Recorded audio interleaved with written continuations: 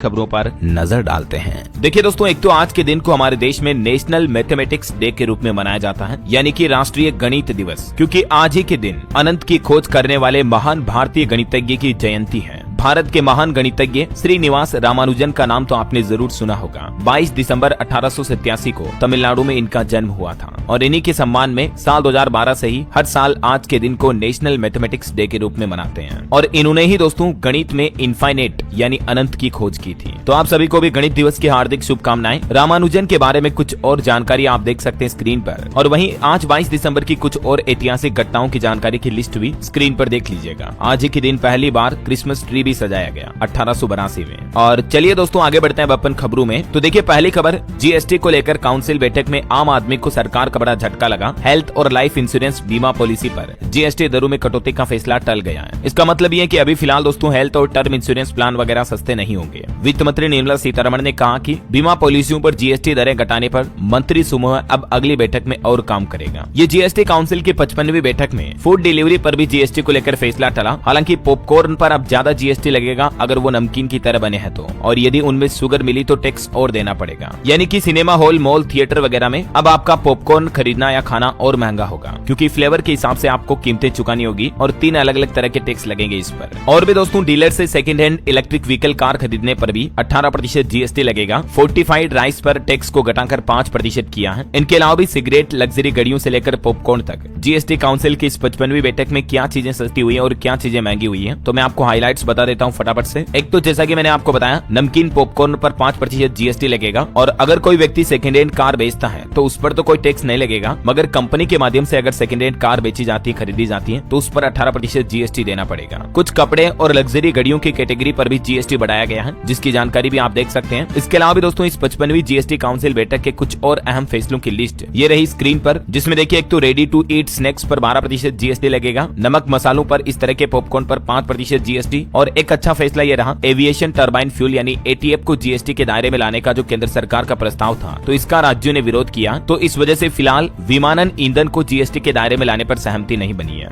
मतलब आपका हवाई सफर करना महंगा नहीं होगा। जो एयरप्लेन विमान में भरने वाला ईंधन होता है तो उस पर फिलहाल जीएसटी नहीं लगेगी, है ना। वहीं जीवन रक्षक जीन थेरेपी को जीएसटी से मुक्त कर दिया है, तो इस तरह की थेरेपी अब सस्ती पड़ेगी। और जीएसटी काउंसिल में फोर्टिफाइड राइस पर यानी फोर्टिफाइड चावल पर भी जीएसटी दरों को घटाकर 5% किया गया है। और किसी भी तरह के जो गिफ्ट वाउचर्स वगैरह होते हैं उन पर अब जीएसटी नहीं वसूलेगी सरकार, तो ब्रांड का प्रमोशन अब आप खुलकर कर पाएंगे। इसके अलावा भी ऋण यानी लोन का समय पर भुगतान नहीं करने पर वित्तीय संस्थानों द्वारा वसूले जाने वाले जुर्माने पर भी जीएसटी नहीं लगेगा। ये भी फैसला लिया गया, वित्त मंत्री निर्मला सीतारमण का कहना है। और दोस्तों इससे पहले जो जीएसटी काउंसिल की 54वीं मीटिंग हुई थी उसमें क्या क्या बड़े फैसले लिए गए, जिनकी भी लिस्ट और जानकारी आप देख सकते हैं। ओके, तो ये तो रहे जीएसटी काउंसिल के हाईलाइट्स। चलिए आगे बढ़ते हैं अपन खबरों में फटाफट से। देखिए पहली अच्छी खबर, भारतीय अंतरिक्ष एजेंसी इसरो ने स्पेड एक्स मिशन का लॉन्च व्हीकल भी तैयार कर लिया है। और दोस्तों इसकी सक्सेसफुल लॉन्चिंग पर स्पेसक्राफ्ट की डॉकिंग अनडॉकिंग टेक्निक भारत को मिल जाएगी और दुनिया में ऐसा करने वाला चौथा देश बन जाएगा हमारा भारत। चलिए खबर है, महाराष्ट्र में विभागों का बंटवारा हुआ। फडणवीस के पास गृह मंत्रालय सौंपा गया, अजीत को फाइनेंस और एक्साइज मंत्रालय दिया गया, एकनाथ शिंदे को अर्बन डेवलपमेंट और हाउसिंग डिपार्टमेंट सौंपा है। और भी महाराष्ट्र सरकार के अलग अलग विभागों के बंटवारों में कैबिनेट मंत्री क्या क्या होंगे, इनकी पूरी लिस्ट और जानकारी भी आप देख सकते हैं। चलिए खबर है दोस्तों, देश में पराली से बनी पहली सड़क का उद्घाटन किया केंद्रीय परिवहन मंत्री नितिन गडकरी ने, और वो बोले कि पराली से सीएनजी भी बनाई जा रही है, अब सड़कें भी बन रही है, तो इससे प्रदूषण घटेगा, क्योंकि किसान भाई लोग पराली नहीं जलाएंगे और किसानों को भी फायदा होगा, क्योंकि किसानों से पराली उल्टा खरीदेगी सरकार, समझ रहे हो। तो ये वो आम के आम गुठलियों के दाम वाली बात हो जाएगी, किसानों को भी फायदा होगा, पर्यावरण को भी फायदा होगा। चलिए अगली खबर देखिए, एक अनोखी घटना, चेन्नई के एक मंदिर में दान पेटी में किसी भक्त का आईफोन गिर गया, तो मंदिर प्रशासन ने उसे अपनी संपत्ति बताया। फोन मांगने पर जवाब दिया कि अब ये भगवान का है, सिम कार्ड और डेटा ले लो। देखिए मतलब यार, तमिलनाडु चेन्नई के पास तिरुपुरूर के कंद स्वामी मंदिर की एक घटना है। चलिए अगली खबर देखिए, दिल्ली शराब नीति केस घोटाले मामले पर अरविंद केजरीवाल के खिलाफ अभी भी केस चलेगा। एलजी ने ईडी को मंजूरी दी। आम आदमी पार्टी बोली कि अगर इजाजत मिल गई है तो कॉपी दिखाओ। और वहीं दोस्तों अभी एक दिन पहले जो राजस्थान के जयपुर में एलपीजी टैंकर ब्लास्ट की घटना हुई थी, तो उसमें खबर आ रही कि एक रिटायर्ड आईएएस अफसर की भी जान चली गई, मरने वालों की संख्या बढ़कर 13 हुई है। चलिए खबर है दोस्तों, गृह मंत्री अमित शाह ने कहा कि नॉर्थ ईस्ट में अब उग्रवाद खत्म हुआ। 10 साल में 9000 उग्रवादियों ने सरेंडर किया, और उन्होंने ये भी आंकड़े बताए कि केंद्र सरकार ने रेलवे और सड़कों पर लगभग 1.25 लाख करोड़ रुपए खर्च किए हैं। और खबर है 5 बार के हरियाणा के मुख्यमंत्री रहे ओपी चौटाला पंच तत्व में विलीन हुए। उनके दोनों बेटों ने मिलकर उनको मुखाग्नि दी। चारों पोतों ने अंतिम रस्में निभाई। ईश्वर इनकी आत्मा को शांति दे। वहीं खबर देखिए मध्य प्रदेश में भी एक बड़ी दुर्घटना हो गई। देवास में गैस सिलेंडर ब्लास्ट में 4 लोगों की जान चली गई। नीचे डेयरी में भड़की आग तो ऊपर सो रहे पति पत्नी और 2 बच्चों की जान चली गई। और दोस्तों मणिपुर हिंसा पर भी रिपोर्ट आ रही कि हिंसा के 600 दिन बाद अब देखिए सेना की शक्ति की वजह से पिछले 1 महीने से मणिपुर में शांति है, क्योंकि अभी वहां इंडियन आर्मी ने कश्मीर की तरह ऑपरेशन क्लीन शुरू किया है। इसके तहत 20 उग्रवादियों को भी पकड़ा जो कि हिंसा फैलाते, हिंसा को भड़काते हैं। लेकिन आखिरकार 600 दिनों में ऐसा पहली बार देखा जा रहा दोस्तों मणिपुर में, जब लगातार 1 महीने से हिंसा की कोई घटना नहीं हुई है। चिटपुट प्रदर्शन के लिए भी कुकी मेते समुदायों की महिलाएं सड़कों पर नहीं उतरी हैं। चलिए अगली खबर है दोस्तों, देश के प्रधानमंत्री नरेंद्र मोदी अभी कुवैत दौरे पर पहुंचे। यहाँ उनका जोरदार स्वागत हुआ। पीएम ने यहाँ के 101 साल के पूर्व IFS से भी मुलाकात की। कुवैत में पीएम मोदी ने संबोधन में कहा कि मेरे सामने मिनी हिंदुस्तान नजर आ रहा है। मोदी बोले कि किसी भारतीय पीएम को कुवैत आने में 4 दशक लग गए। कुवैत में प्रवासी भारतीयों से कहा कि मैं आपसे मिलने ही नहीं बल्कि आपकी उपलब्धियों को सेलिब्रेट करने आया हूँ। प्रधानमंत्री ने भारत की तारीफ करते हुए कहा कि नए मिजाज के साथ आगे बढ़ रहा अपना देश, दुनिया की 5वीं सबसे बड़ी इकोनॉमी बन चुका हमारा भारत। और कुवैत में रामायण और महाभारत का अरबी में अनुवाद करने वाले अब्दुल्ला अल बरून ने भी प्रधानमंत्री नरेंद्र मोदी से मुलाकात की। चलिए दोस्तों बांग्लादेश हिंसा मुद्दे पर एक और बड़ी खबर आ रही है कि अब वहां 3 और हिंदू मंदिरों में तोड़फोड़ की गई। 8 और मूर्तियों को खंडित किया गया। इस मामले में हालांकि एक व्यक्ति को गिरफ्तार भी कर लिया है, लेकिन चिंता की बात यह दोस्तों की दिनों दिन बांग्लादेश में हिंदू मंदिरों के खिलाफ तोड़फोड़ की घटनाएं और ज्यादा बढ़ रही है। और बांग्लादेश में हिंदुओं समेत इस साल अल्पसंख्यकों के खिलाफ हिंसा के 2200 से भी ज्यादा मामले सामने आए। अभी दिल्ली MCD का भी कहना है कि दिल्ली के स्कूल बांग्लादेशी छात्रों की पहचान करें और अप्रवासियों के बर्थ सर्टिफिकेट न बनाएं, उनके अवैध निर्माण को भी गिराया जाए। दोस्तों अब आते हैं एक मजेदार न्यूज पे जो कि मेरे सभी ट्रेडर भाइयों के लिए बहुत ही फायदेमंद होने वाली है। हाल ही में आपको पता होगा सेबी ने अनाउंस किया है T+0 स्टॉक सेटलमेंट मैकेनिज्म, जो कि अब टॉप 500 स्टॉक्स को भी कवर करता है। इसके साथ ही सेबी ने यह भी अलाउ किया स्टॉक ब्रोकर को कि वो T+0 और T+1 के लिए डिफरेंट प्राइस चार्ज रख सकते हैं। तो मार्केट एक्सपर्ट का कहना है कि इन्वेस्टर के लिए फायदेमंद होगा, लेकिन इससे एडिशनल चार्जेस बढ़ सकते हैं। न्यूज के मुताबिक जो अभी करंट ब्रोकरेज 20 रुपए पर ट्रेड लगता है वो 30 रुपए तक बढ़ सकता है। लेकिन मेरे भाइयों मुझे आप एक बात बताओ, ब्रोकरेज पे करना ही क्यों है जब आपके साथ प्लेटफॉर्म जैसे कि BlinkX अवेलेबल है, जो कि ट्रेडर्स की नीड को अच्छे से समझते हैं। जी हाँ, आप बिल्कुल सही समझ रहे हैं दोस्तों। BlinkX आपको 0 ब्रोकरेज के साथ ट्रेड करने का ऑप्शन देता है। हाल ही में BlinkX ने 3 नए प्लान लॉन्च किए हैं जो कि हर तरह के ट्रेडर्स के लिए परफेक्ट और काफी अफोर्डेबल भी है। इनका 2 महीने का प्लान 249 का, 6 महीने का प्लान 599 का और पूरे साल का बताऊं तो 12 महीने का प्लान आपको मिल जाएगा सिर्फ 899 रुपीज में। इन सब में आप अनलिमिटेड ट्रेडिंग कर सकते हो अक्रॉस NSE के F&O, इक्विटी डिलीवरी, इंट्राडे और IPOs में भी। और हाँ, यहाँ सिर्फ आपको ब्रोकरेज फ्री ट्रेडिंग ही नहीं मिलती है, बल्कि आपको फ्री एक्सपर्ट रिसर्च कॉल्स भी मिलते हैं जो कि आपके ट्रेड्स को स्मार्टर और सेफ बनाते हैं। सेफ इसलिए दोस्तों क्योंकि ये कॉल आपको बताएंगे कब ट्रेड में इंटर करना है, क्या आपका स्टॉप लॉस होना चाहिए और क्या लेवल्स अचीव हो सकते हैं। और ये सभी ट्रेड एक्सपर्ट रिसर्च बेस्ड होते हैं जो आपको इजी और प्रॉफिटेबल डिसीजन लेने में मदद करते हैं। साथ ही BlinkX का कस्टमाइजेबल डैशबोर्ड और एडवांस टूल्स जैसे कि स्ट्रेटेजी बिल्डर भी आपके ट्रेडिंग को सीमलेस और एफिशिएंट बनाते हैं। इसके साथ ही मार्केट अपडेट्स और वीकली वेबिनार भी आपके नॉलेज को बढ़ाएंगे। तो दोस्तों BlinkX आपको वो सभी कन्वीनियंस और फ्लेक्सिबिलिटी देता है जो कि एक प्रॉफिटेबल ट्रेडर को चाहिए। तो आज ही BlinkX को ट्राई कीजिए और स्मार्ट ब्रोकरेज फ्री ट्रेडिंग की शुरुआत कीजिए। लिंक मैंने डिस्क्रिप्शन और पिन कमेंट में दे दिया है।